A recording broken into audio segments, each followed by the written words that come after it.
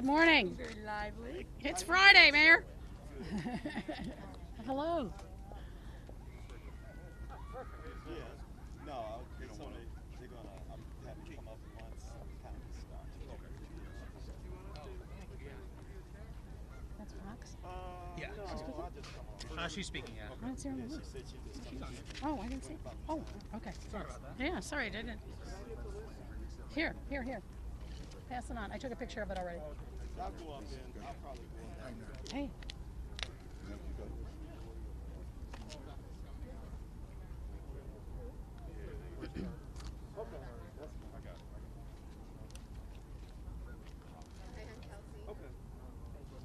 Thank you. No, I figured we're at the mayor's office. We were just going to let him come up when we got to Mm-hmm. Okay, perfect. Yeah, we'll let him know. Yep. Minimize Yes. Gotcha. Sure, last one is incorrect. It's Johnson, not Jackson. Thank you. Yeah. Now, a quick question. There you go. We just take a seat back so we're not Sure.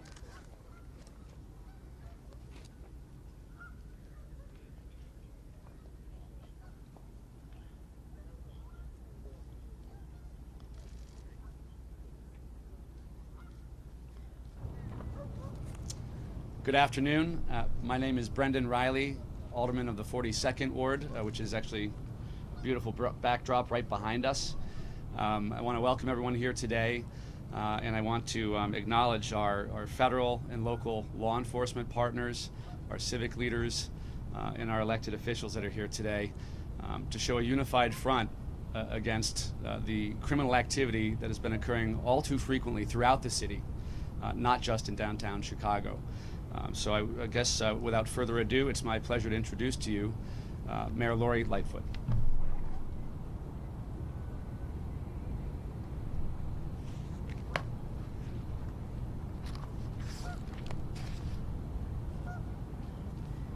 Good afternoon, everyone, and thank you all for being here. I'd like to begin by acknowledging all the leaders who are here with us today. Superintendent David Brown and First Deputy Eric Carter, Cook County State's Attorney Kim Fox, Special Agent in Charge Emerson Bowie, a son of Chicago and more specifically Inglewood, come home. Assistant U.S. Attorney Lindsey Jenkins, who's the chief of the Criminal Division. We have a representative from the State Police, Public Safety Chairman Chris Taliaferro. You heard from Alderman Riley. We also have in attendance with us Alderman Dow and Alderman Michelle Smith. These are aldermen whose communities have been affected in the last few days. We also have with us Reverend Dr. Walter Johnson, pastor of Greater Institutional AME Church, Mag Mile Association Chair Rich Gamble, and CEO of Westside Forward Ed Coleman. As you well know, earlier this summer, our city experienced looting and destruction at a level that we haven't seen in really a half a century, going back to the late 1960s, costing our businesses millions of dollars in damage, undermining our recovery from COVID-19, and shaking the confidence of residents who are already under duress because of the virus and the related negative impact on our economy and jobs, placing incredible pressure also on the men and women of our police department, all of which flowing from this criminal activity was totally unacceptable. In the days and weeks that followed, those same residents and businesses have been working together diligently and courageously to rebuild, to reopen, and to get back on their feet. And that's exactly what they were doing. And then earlier this week, when we experienced once again criminal looting and destruction in parts of our downtown, near north and commercial corridors in neighborhoods like Bronzeville and West Garfield Park and the near north side. Once again destroying property, undermining our recovery and undermining residents and businesses' sense of safety and certainty about their future. The The businesses impacted during this week's unrest weren't just national chains and high-end retailers. They were our small, family, and locally owned businesses. And whether it's in our downtown commercial district or in one of our other 77 neighborhoods, there can never be any place in Chicago where businesses are afraid to open, where residents and visitors are afraid to travel and shop, or where employees are afraid to go to work. My primary responsibility as mayor is to keep our people safe in every neighborhood. And let me take head on this narrative that if we protect the downtown, we ignore the neighborhood.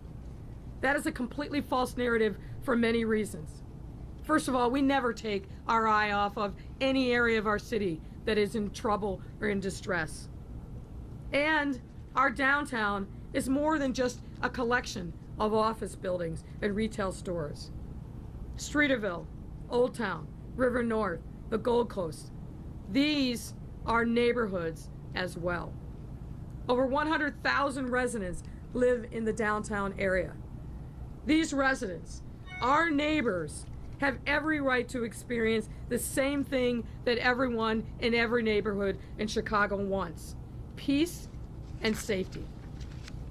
It tears me up when I hear from residents anywhere that they are afraid to leave their homes, afraid in their homes, afraid to go to work, to go out for necessities, or just to enjoy the beauty of this city.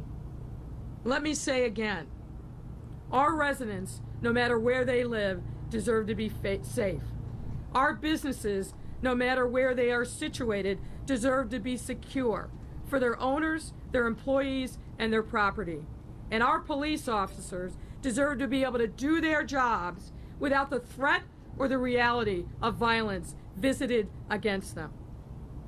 Now, despite the many precautions that we put in place based upon lessons learned from late May and early June, what happened Sunday night and then under Monday morning should never have happened. We, our city government, with our law enforcement partners, simply must do better, and we will do better. This challenge that we face goes beyond just broken windows and stolen property. What was damaged was the faith and confidence of our residents and businesses in their city's ability to ensure basic protection. The effort to restore that confidence has already begun, and for me personally, it started with listening to the fears and concerns and frustrations of many people who have communicated with me directly, either because they reached out to me or I to them.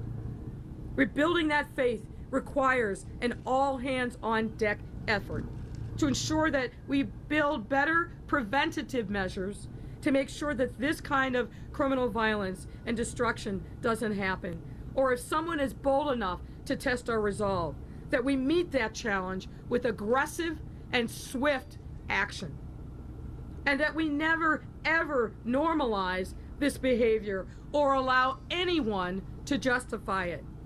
It should be obvious, but let me say this loud and clear.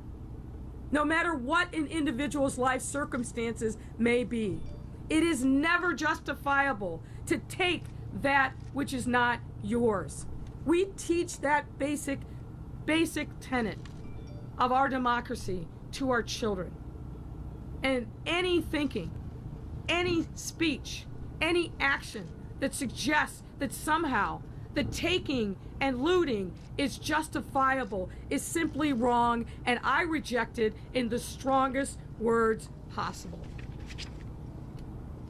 We stand here today with our partners in law enforcement, business, fellow elected officials, and the faith community to say in one clear voice that we are united and collaborating and pooling our resources against this effort of criminal conduct to create chaos and fear in our city. This effort extends beyond our city government and encompasses our public safety partners at all levels of government, headed by the leaders that you see here today, as well as close collaboration with our local businesses, our faith leaders, and our community stakeholders across every neighborhood in Chicago. We have gathered here to announce our comprehensive plan to protect our businesses and communities and residents. This is a plan for every part of our city, with emphasis on our commercial corridors, downtown, and in our neighborhoods. Building on our strengths and through extensive and collaborative work among our police department, public safety agency, community partners, this plan is built on 5 core strategies, comprising 10 specific tactics, each focused around our central objective of protecting our city's commercial and neighborhood businesses from any future looting attempts while continuing to prioritize the safety of our residents and communities. These strategies are as follows. Our plan will incorporate enhanced use of technology and data analytics. We must be better at preventing these crimes from happening in the first place. And as we have seen over these past few months, social media platforms have repeatedly been used to organize large groups of people to engage in illegal activity. For that reason, effective immediately, the Chicago Police Department has created the Social Media Task Force, a specialized 20-person unit within the Crime Prevention and Information Center focused on around-the-clock review of open source social media activity. All open source, publicly available, that might indicate plans for looting. This proactive monitoring will provide the crucial information our public safety agencies need in order to be aware of planned activities as early as possible and to enable them to respond quickly and appropriately. This strategy includes the full implementation of body-worn cameras on our officers, including 500 additional body-worn cameras. This is important to ensure complete transparency in the event of a police-involved shooting or other incident, no exceptions.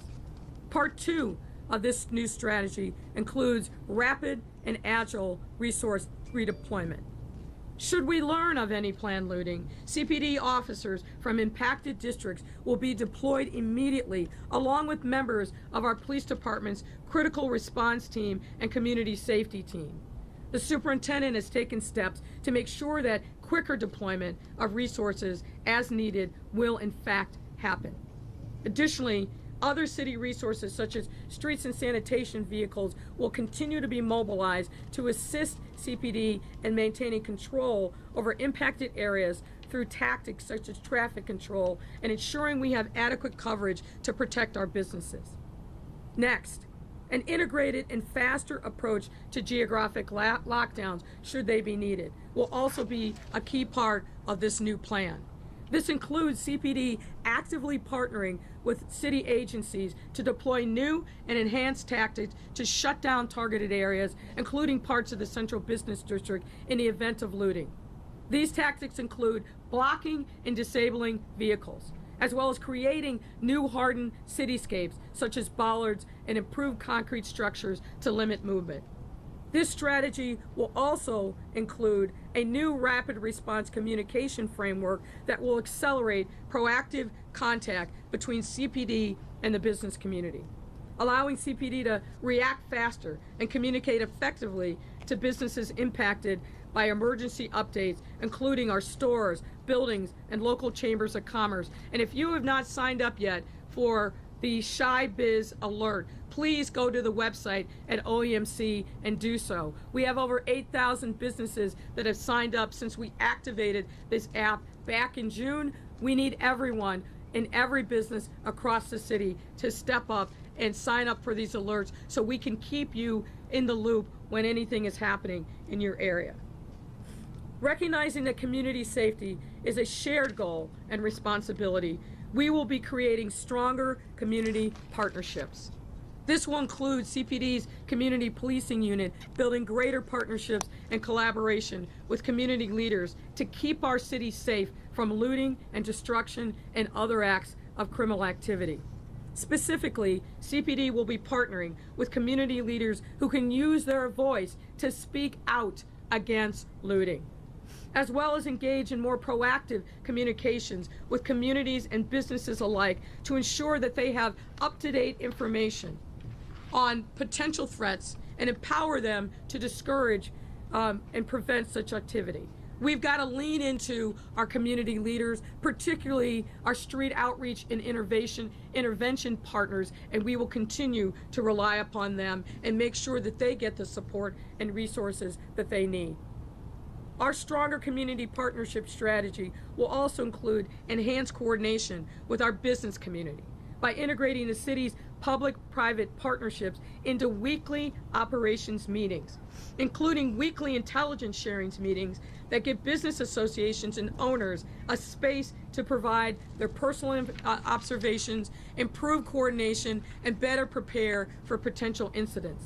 This effort will also include the full integration of our city's business community into the Office of Emergency Management and Communications Summer Operations Center. And finally, our plan will include robust legal action. To start, the city is underway and considering new laws and regulations and enforcement that will provide CPD with greater flexibility in prosecuting cases. This strategy also includes leaning in more and strengthening our partnerships with the Illinois State Police, the Cook County Sheriff's Office, and of course, the Cook County State's Attorney's Office. We also will continue and rely on our ongoing relationships with our federal partners, and notably the U.S. Attorney and the FBI. As we have been doing all summer during an emergency, the Illinois State Police will be deployed to shut down access to targeted areas of Chicago, while Cook County Sheriffs will be immediately deployed to neighborhoods to assist in violence reduction efforts. I'm also happy to report, and the State's Attorney will provide more details, that the State's Attorney's Office has offered their support in ensuring CPD's ability to bring appropriate charges to individuals engaged in this activity and to see that those charges are fully prosecuted. Let me pause and give my personal thanks to State's Attorney Kim Fox for her initiative, her leadership, and her support in this effort. Our robust legal action strategy also includes the creation of the Detective Task Force on Looting, formed in partnership with the FBI, and this special task force will ensure special handling of looting cases to ensure that those who engage in it are held accountable. No one should ever feel that they can break into our businesses, destroy and steal property, and get away with it. This task force has already been hard at work this week over the past by reviewing video camera footage and other evidence to identify perpetrators from this week's unrest and to develop strong cases against them in partnership with our law enforcement partners.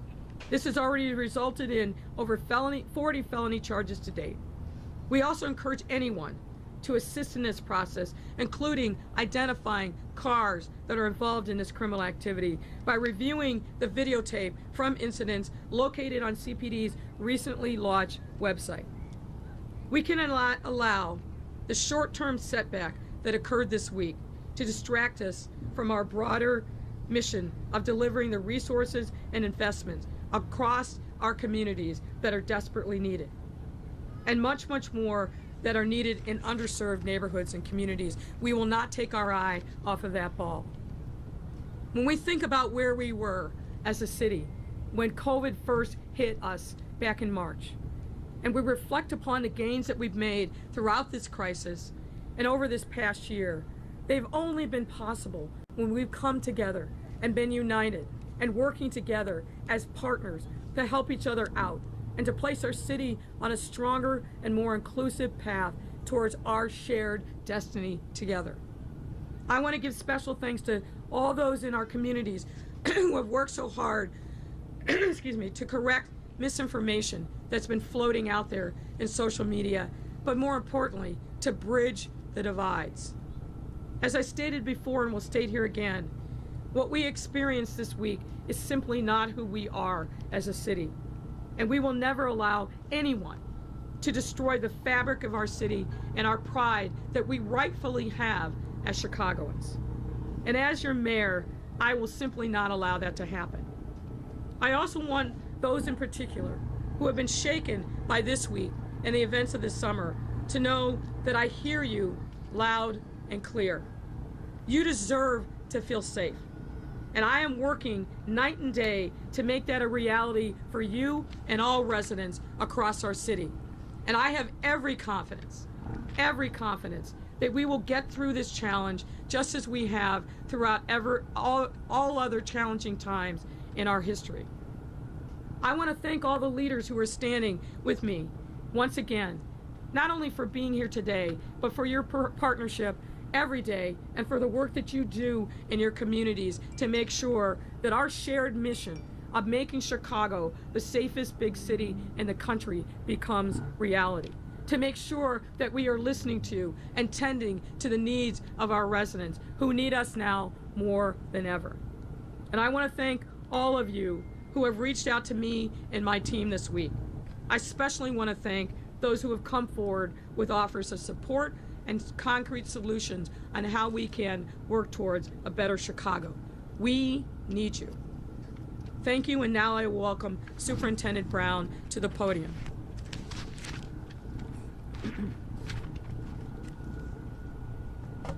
Soup. Thank you, Mayor. And thank you to the business community, our law enforcement partners, and other stakeholders for your ongoing collaboration. The message for this weekend is simple. Chicago does not, I repeat, does not belong to looters and thieves. Chicago belongs to the good people who work hard every day to earn an honest living. Chicago Police Department is committed to protecting our law-abiding way of life. We will not stand by as criminals destroy our downtown or our neighborhood shopping corridors. We will utilize every legal tactic necessary to protect retail throughout the city, whether that's downtown or on Madison and Pulaski on the west side. I want to be clear, crystal clear. If you are breaking windows, going in and out of stores with broken windows, or transporting merchandise from a looted store, Chicago police will arrest you. If you are participating in a car caravan that is looting, we will do everything we can to stop you, and we will arrest you. If you get away from us, we will work with our state and federal partners to find you, and we will arrest you. Chicago police cannot and will not tolerate looting in our city. Taking what does not belong to you is wrong. And wrong is wrong no matter who does it. Our strategy this weekend and beyond includes increased deployments in our retail corridors throughout the city. And I want to thank the community leaders and business owners with whom I've been in communication with throughout this week for your valuable insight and input. It's conversations like these that will help our city heal and move forward. CPD also plans to redeploy our critical incident response team and our community safety team and district personnel at a moment's notice to thwart attempts to destroy or loot property. It's important to note that this past weekend, we doubled our efforts to ensure that the majority of our citywide teams will be equipped with body cams. And I want to thank Mayor Lightfoot for her work to ensure this. Additionally, the city will deploy vehicles from Departments of Streets and Sand, Transportation and Water Management to restrict access to certain areas that are planned for potential targets for criminality. Chicago Police, as mentioned, will also monitor open source social media for any suspicious activity and proactively deploy our resources around these information. CPD has activated its central command post to monitor events citywide in real time, and we're tasked with making any deployment adjustment that may be necessary. The Cook County State's Attorney has also committed to working with our detectives to prosecute anyone caught looting or committing violent acts to the fullest extent of the law. All parts of the criminal justice system must collaborate and work together to restore a sense of security in our city. Chicago is strong and a beautiful city. Working together, we can keep it that way. We will also review videos and photos of suspected looters on our website. You can review it by going to chicagopolice.org. And anyone with additional videos or photos can contact CPD anonymously through this website. Tips have poured in from over the weekend's looting since the website was announced. We are one city, and we all have a role to play in keeping it safe. And I want to thank you. I would now like to bring up Cook County State's Attorney Kim Fox. Kim.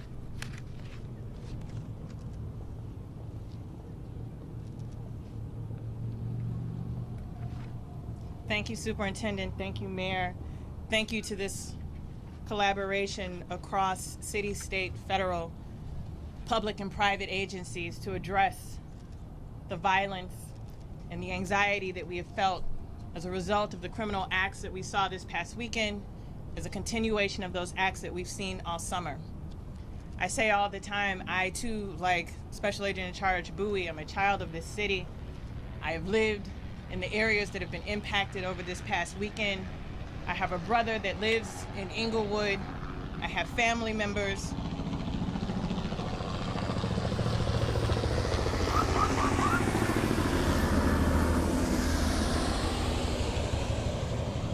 Family members who have been directly impacted by their inability to get groceries when stores have been closed down as a result of this looting. Friends and colleagues who are fearful. Staff who are watching this in horror. Let me be crystal clear, as the superintendent and the mayor has said, we do not allow for any excuse for the criminality that we saw this past weekend. And our office will continue the strong work that we've done in partnership with the Chicago Police Department, our federal partners, and others to bring those to account. As you may have heard yesterday, we released the numbers that there were 42 or 44 at this point cases that were presented by the Chicago Police Department to the Cook County State's Attorney's Office for the pressing of felony charges. As a reminder for those who may not understand how it works, an arrest is made by law enforcement. Under Illinois statute, felony charges must get the approval of the State's Attorney's Office to be filed. Only when that request is made can those charges be brought. This week, 44 charges were brought to our office for felony approval. 43 of those were approved. Of those, 28 are what we would consider burglary or looting. People forcibly entering into a business for the purposes of a theft. I want to also be clear that the work that we've done this week mirrors the work that we've been doing all summer, and particularly in the aftermath of the looting and violence that we saw at the end of May and June. There were 325 cases presented to the Cook County State's Attorney's Office by the Chicago Police Department from the weeks of May 29th to June 16th. 325. Of the 325 cases that were presented to the Cook County State's Attorney's Office for the purpose of felony charges, 300 of those cases were in fact approved. It is a 90% approval rate. Those 300 felony cases from May 29th through June 16th are still pending. None of those 300 cases have been dropped. None of those 300 cases have been stepped down to misdemeanors. Those cases are still pending. There are a number of those cases that have been adopted by the U.S. Attorney's Office for federal charges. Those are 22 cases. So between May 29th and June 16th, and the actions that we've seen this week, there are almost 350 felony cases that are arising out of the looting that we have seen. I want to thank the superintendent for describing what we mean when we say looting. so that there is no confusion in the law for those who are watching. When you go and destroy property, when you go and destroy property for the purpose of taking things that do not belong to you, that is a felony criminal act. And as we have done in May, in June, and this week, we will continue to do so. We will continue to work with our partners in the Chicago Police Department and our federal partners to ensure that we're bringing the strongest cases possible to hold these people accountable.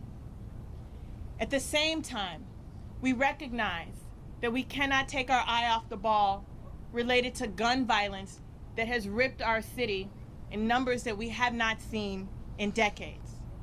We continue to work with our partners, both local and federal, to pursue and prosecute gun cases.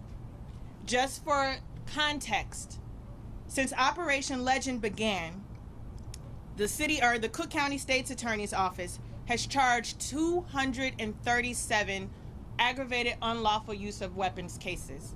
237 cases. And we've charged 237 weapons cases this month. I apologize. From August 1st until today, there were 237 cases filed. Since the start of Operation Legend on July 22nd, the Cook County State's Attorney's Office has charged 404 gun cases. 404. Again, with our collaboration with our partners and our felony review unit, a unit of assistant state's attorneys who work 24 hours a day to ensure that we are available to our partners for the filing of charges. This year alone, from January to July 2020, there were 1,872 people arrested and charged with a felony gun charge. 1,872. I say these numbers because it's important to put into context in the fear and anxiety that we have, that the people who have been elected to serve and protect and ensure public safety, and the men and women who are assigned with that task every day are out there doing it. I hear you and your fear. I know that fear is all too real in every pocket of this city. And I too share the mayor's sentiment that we will not normalize what has happened in this city this summer. As I say every time I speak, these are extraordinary times. Times unlike anything we have seen in any of our lifetimes. The economic collapse that we have seen as a result of COVID, the death and sorrow that we've seen as a result of COVID, the what feels like unrelenting gun violence that has taken far too many of our residents, some the most vulnerable, our children, and then the unabashed destruction of property has made us all know that this isn't our city, that this feels different. And the way out of this is what we've done in the past and will continue to do, which is work collaboratively with all of our partners to bring those who commit these acts to justice and to work with our communities to make sure that our system is fair and just and equitable for everyone. I want to thank you, Mayor and Superintendent Brown, for your efforts and your leaderships on keeping our community safe and working with us in a collaborative manner to address the violence that we're seeing. At this time, I'd like to bring Emerson Bowie, the Special Agent in charge of the FBI Chicago office, to speak.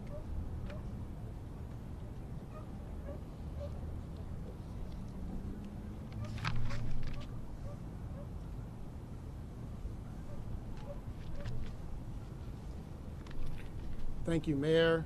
Thank you, Superintendent, for giving me the opportunity to participate in this forum today and stand here before you today and reaffirm the FBI's commitment to working with the Chicago Police Department, the City of Chicago, as well as the United States Attorney's Office, State's Attorney, and the other partners we have here today in the business community as well as law enforcement.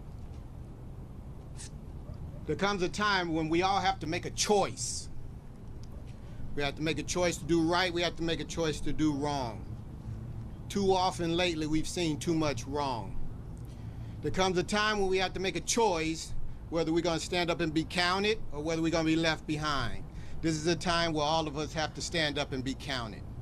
That's why you see the coalition here standing behind me today, because we all have come together and we said it's enough. It's enough.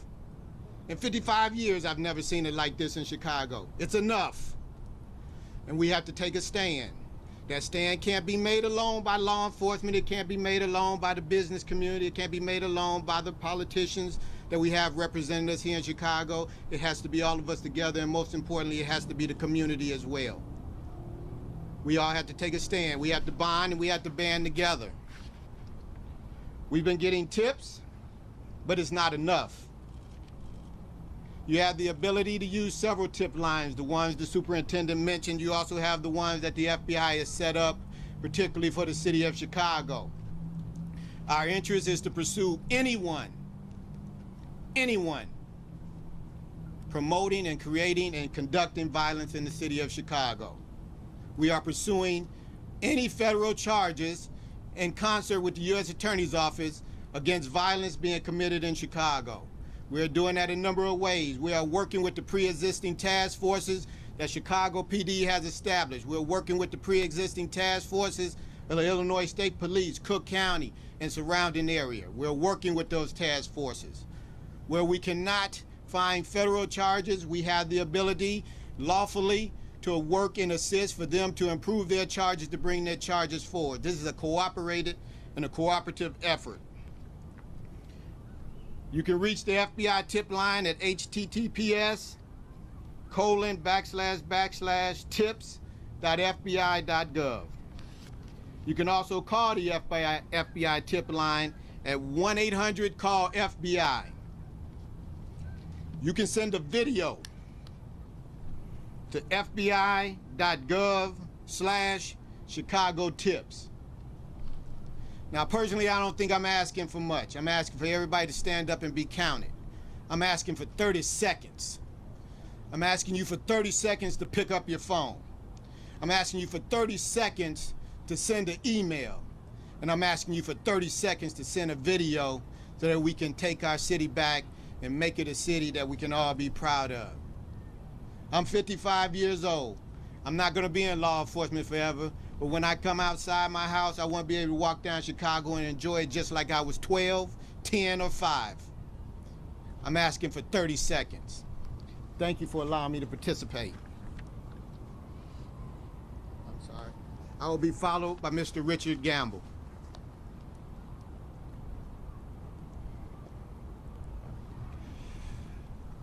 Thank you, Special Agent Bowie, and thank you to Mayor Lightfoot for inviting us to participate today. I'm Rich Gamble, the chairman of the Magnificent Mile Association. We appreciate the work that has been done and the measures announced today to address the looting and criminal activity most recently experienced in the Central Business District. It's important for all residents of the city to understand the impact that looting and shutting down this district has on them. The Magnificent Mile Business District is a leading economic driver for the city, county, and state, generating about $2 billion in property taxes alone, and even more in sales, hotel, parking, amusement, and other taxes. Those dollars help fund our schools, our first responders, and many more programs and services used by residents throughout the city, in addition to the district. Beyond that, we provide tens of thousands of jobs for Chicagoans from all 50 wards of the city, and we're home to more than 100,000 residents, as you heard the mayor say. The Magnificent Mile Association and its members pledge to partner with the city and other government officials in supporting the measures announced today. We also pledge to do our part to continue providing and expand job opportunities for people from all areas of the city. Our member businesses will be able to do this more fully once we are able to reopen in a safe and responsible manner. We look forward to welcoming residents and visitors alike to enjoy all that the Magnificent Mile has to offer. We recognize that a great city like ours needs both its downtown and its neighborhoods to be vibrant, safe, and prosperous for all Chicagoans. We must work together to ensure that Chicago leaves no community behind as we work towards a brighter future. And now I'd like to introduce Ed Coleman, CEO of Westside Forward.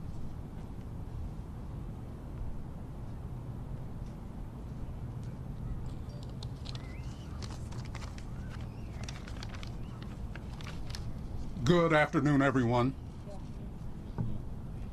Before I begin, I would like to thank Mayor Lightfoot and the rest of the leaders standing up here with me today for the continued collaboration as we rebuild our businesses and give them the tools they need to thrive, especially in the wake of the looting and property damage they experienced this past Monday. While many of the businesses that were targeted include high-end retail stores on our city's north side, many of our small businesses, our mom and pop shops, were targeted on the west side as well. As the leader of West Side Forward, I have dedicated myself to do everything I can to breathe life into the West Side's economy by investing in people, systems, and infrastructure. This includes supporting and protecting the existing small businesses that enrich the lives of people that live there. With that being said, I want to thank Mayor Lightfoot and the entire Chicago Police Department for joining me in this mission to uplift our small business community and making sure they have the tools they need to recover and thrive. Because at the end of the day, small businesses can make up the beating heart of this great city, especially small businesses in communities like the west side of Chicago. When we fail them, we fail our entire city. And that's why I look forward to joining forces with these leaders to make sure we never fail our businesses and communities again. Thank you, and I'd like to introduce Reverend Dr. Johnson.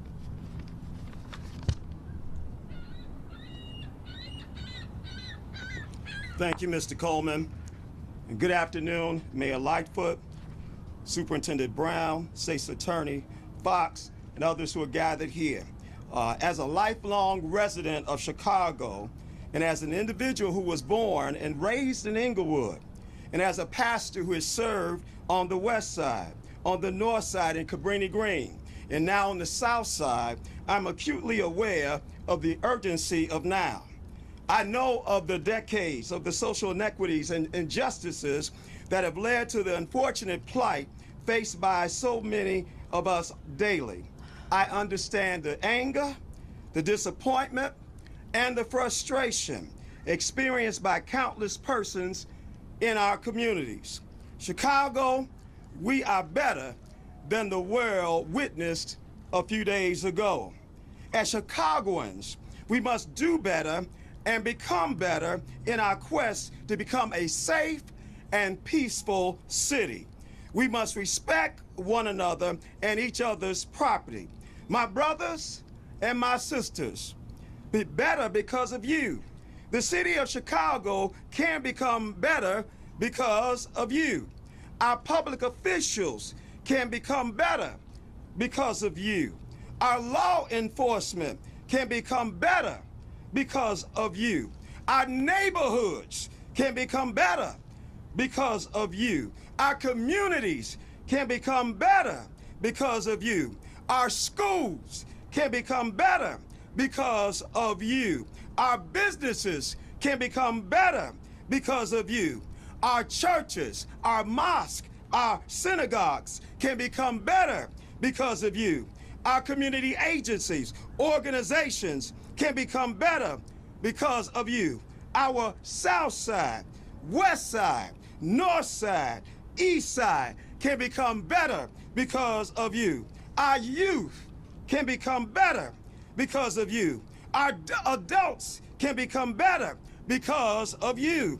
Our seasoned saints can become better because of you. We can become better because of you. We are better because of you. I am better because of you. It is up to me and you. Peace and blessings. Now I'd like to introduce Alderman Christopher Talaferro of the 29th Ward.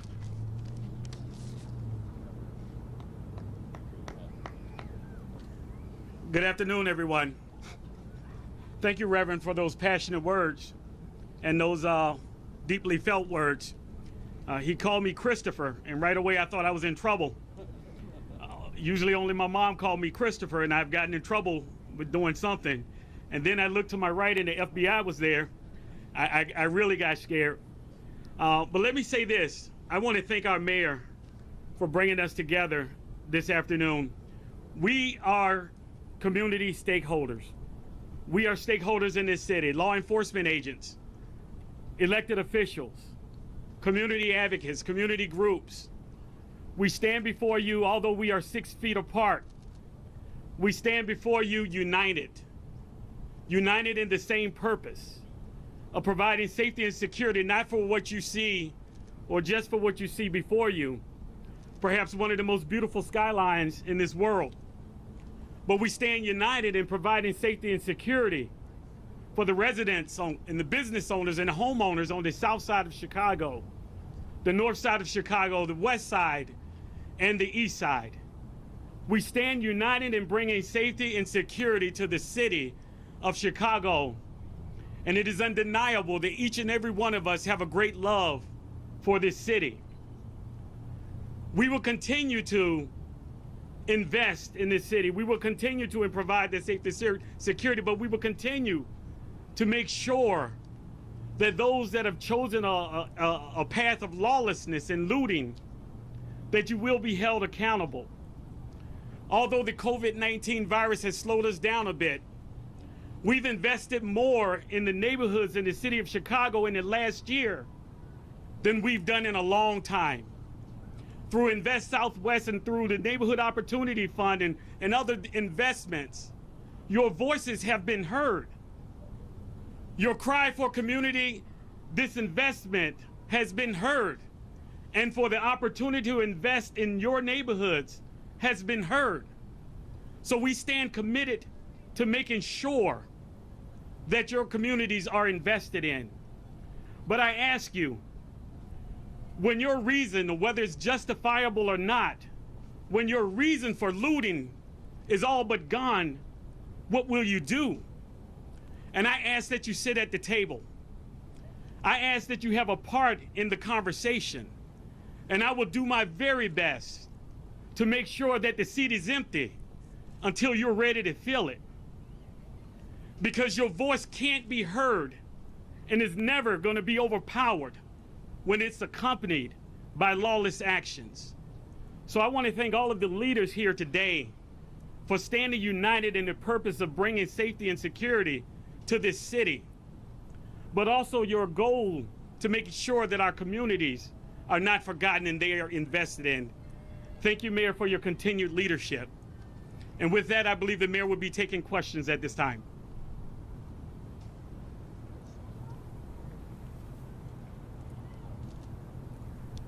Mayor, thank you very much.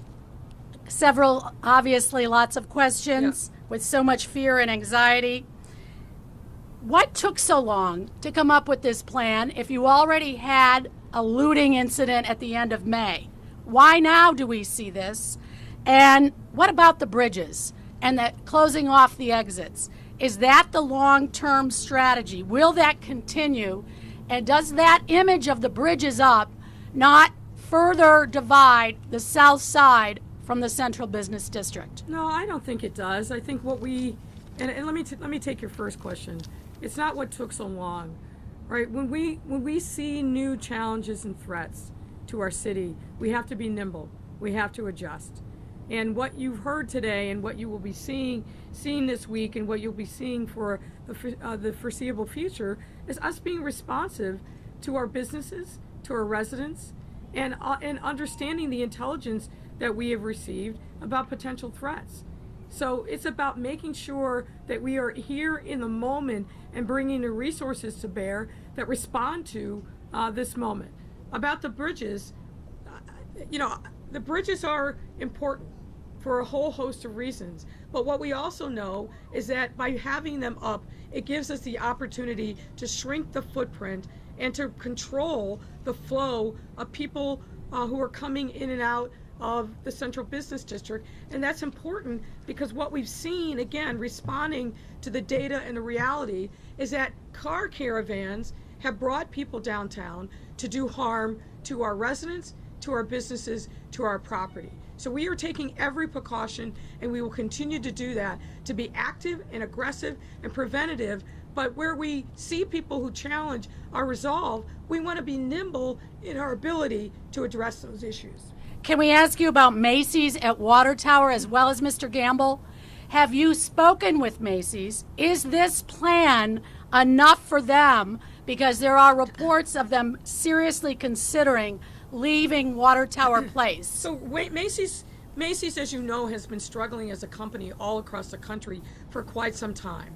My understanding is that Macy's notified the property owners at Water Tower back in February that they probably were not going to renew their lease. So the reporting that suggests that this is a reaction to what just happened, it's just simply false. We've known that Macy's has been struggling. We have reached out to them, my team, repeatedly over the course of the last year to offer whatever supports that we can. But the reality is, as you've seen, whether it's Macy's, whether it's Sears, whether it's Kmart, whether it's other long-standing big box retailers, the consumer preferences and buying has simply changed, and it's been a struggle for lots of different retailers to be able to adapt to this new economy. So the Macy's reporting of leaving Water Tower is something that they decided to do months before even COVID hit.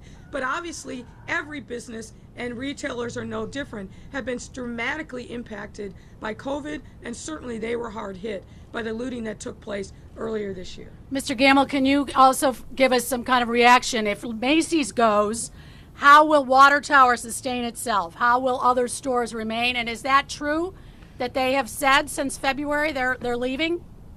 Well, I would say the mayor's covered all the points that I would have said well, so I don't want to repeat that. I would just say that most businesses are dealing with the impact of COVID. It's not just large companies like Macy's, it's small companies that are in the process of making decisions on their long-term viability.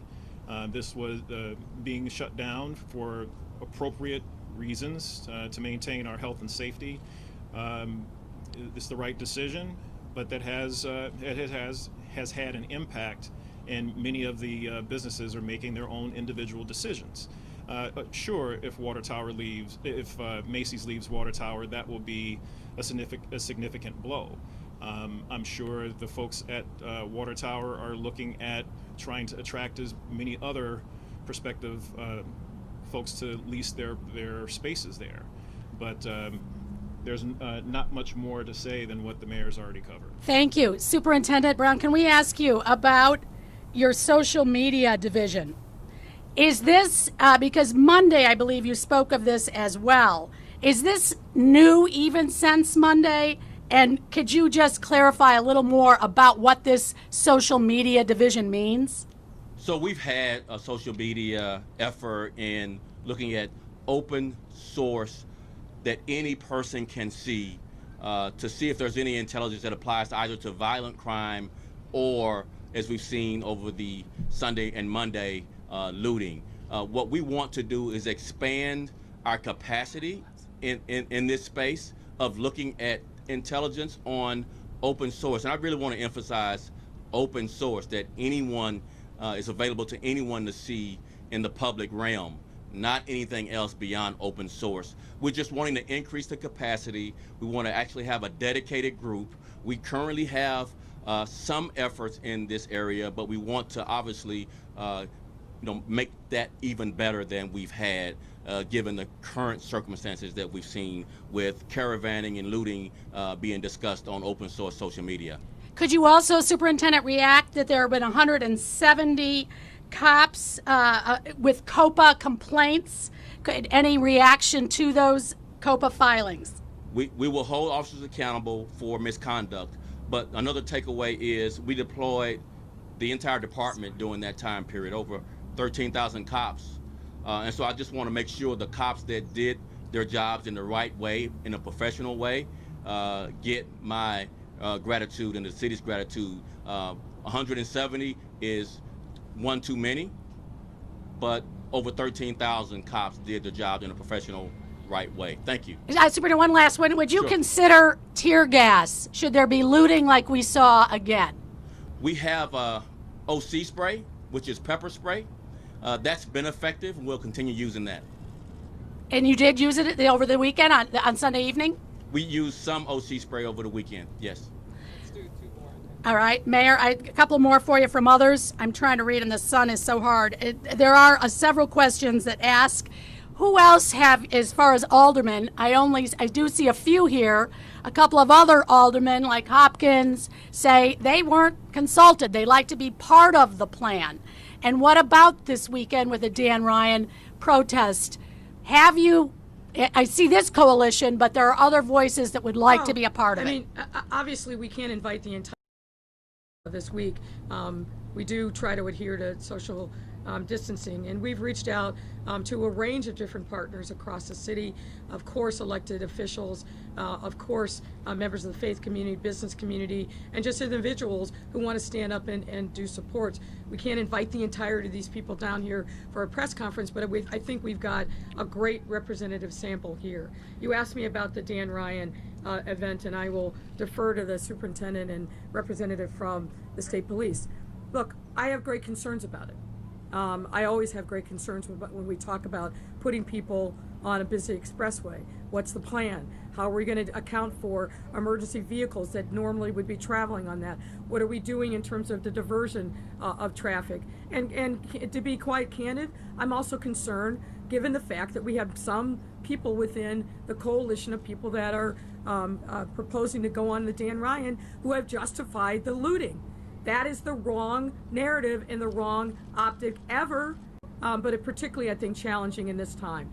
The state's attorney, the state police has taken a lead on the discussions with these folks because the expressways are the domain of the state police. Obviously, our folks, and particularly the first Deputy Carter, have been in consultation with the state police. I've had numerous conversations with the governor about this issue, but I have great concerns about allowing anyone ever to get on expressways, particularly in this time. It's a significant drain of police resources. Even though we don't have primary jurisdiction over the expressway, we have to be there.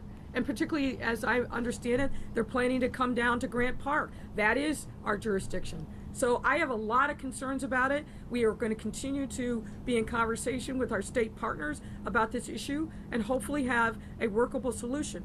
We, of course, support peaceful protests and assembly, always. But unfortunately, as we've seen way too many times over the course of this summer, peaceful protest has been hijacked by people who have made every effort to try to provoke our police and injure our police and end up injuring innocent people who come just to be able to express themselves as is their God-given right, and particularly their right under the First Amendment of the Constitution. So these are very complicated, delicate situations, and we need to make sure that first and foremost, we are keeping our residents, our neighborhoods, and our businesses and our police officers safe. Can I ask you from Block Club? Protesters say they've been promised police reform since Laquan McDonald was killed 6 years ago, and those changes never have come to fruition. What is your timeline for meeting the consent decree deadlines? Yeah, so I firmly and strongly push back on the premise of the question, which is we've sat by for 6 years and done nothing. That's just fundamentally, demonstrably false and not true. First of all, as you know, I helped lead the Police Accountability Task Force. One of the first things that we did is put in place a policy for the city regarding the sharing of video, audio, and initial arrest reports. We have made significant progress on making sure that both the recommendations of the task force and DOJ that came a year later, that we put them into place. Yes, there are some things regarding the consent decree that we haven't met, but we've made tremendous progress. We've redone our use of force order. We've upped our training, not only in the substance of the training, but the amount of hours of training that our police officers have to do every year. We have reformed a vital and important collective bargaining agreement with our supervisors just 3 weeks ago. We have stopped the destruction of disciplinary records. We have allowed for anonymous complaints. The list goes on, and it is readily available. So it is wrong. It is wrong and is irresponsible to say that we've done nothing. Do we need to do more? Of course we do. Are we all committed to making sure that happens? Yes, we are. We need to make sure we do that. We need to make sure we fully fund it, and we need to make sure that we continue to hold ourselves accountable, and that's precisely what we have done and we will do. Let's do 2 more for these guys. Is this on? Thank you. I don't know whether this is for the state's attorney or the FBI, but there were 22 cases you mentioned that were referred to the feds. Are these identified as ringleaders, or who are these people, and why are their cases being handled federally?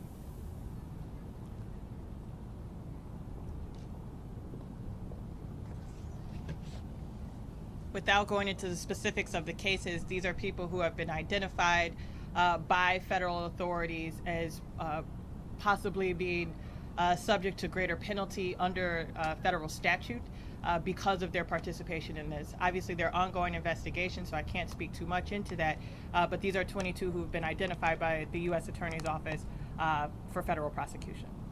But I mean, it would seem that these have to be people who did something more than just broke into a store. Can you elaborate at all on that? Craig, I can't go into full detail about it. It is, again, these came as part of the incidents that happened at the end of May and early June related to the looting.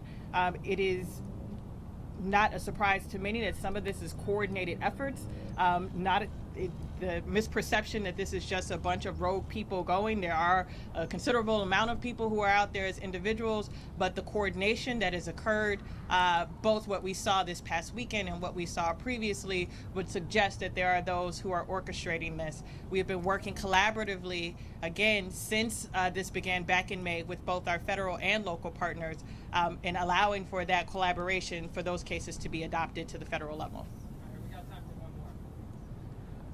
Mayor David Greising from the BGA. What are the measurable goals for the program that you've announced today? And by Labor Day, how will things be different in this city? Well, look, we've got to continue to be diligent every single day. And I don't want to put any artificial deadline on it, but fundamentally, what we have to do is make sure that our residents feel safe, because there's a reality of safe. That is our primary goal. We've heard loud and clear from people. They're nervous, they're scared, they're worried.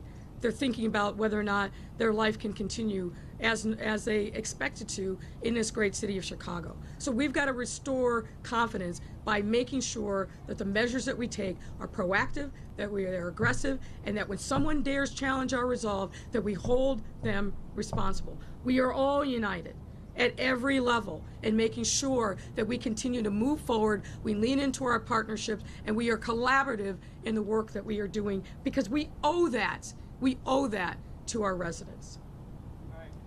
Mayor, can you just following up on that? I mean, this is a lot to ask for police officers. Days off canceled, 12-hour days.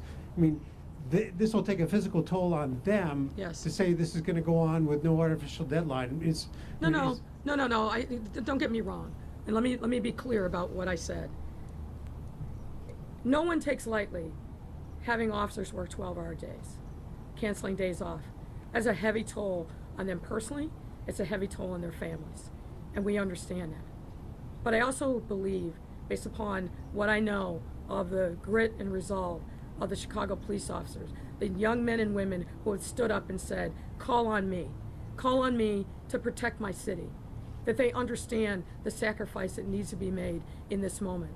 That's why you also hear me talk all the time about the wellness and making sure that our officers are taken care of and that they take care of themselves and that we provide more supports to them. This is a challenging time for all of us, but it's especially challenging to the men and women who are out there on the front lines. And I would add to that the state's police officers who are working with us hand in hand. I would also add to that the Cook County Sheriff's Police that are working with us hand in hand, the FBI and other federal agents. This is a tough time, but it's a mission that they signed up for. And it's a mission that they are well suited to accomplish. So what I'm saying is, I don't want to put an artificial deadline on when we will see measurable progress. I want measurable progress yesterday. I want it today. I want it tomorrow and every single day until we restore the confidence of our residents that we understand and have heard their cries for peace and safety, and that we do our jobs, that we step up, and that we own this moment. That's what I want. That's the resolve that I have. That is a message that I've given to the superintendent and the leadership team in the police department. When I've reached out to the U.S. Attorney's Office, to SAC Bowie, and our other federal partners, that is the resolve and the sense of urgency that I have expressed to them. The same sense of resolve that I have expressed to the Cook County State's Attorney and the Sheriff. We all feel that. We all feel the weight of this moment, and we are all determined to make sure that we make a difference for the residents in this great city. Thank you all. Thank you, guys. Thank you, Mayor.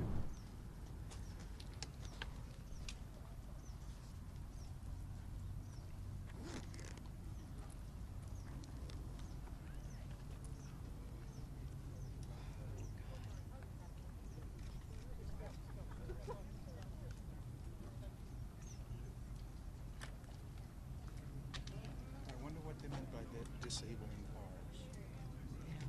Enhanced use of data. More on this story, and of course your headlines coming up on our news at 4. We'll see you then. This has been a special report from ABC.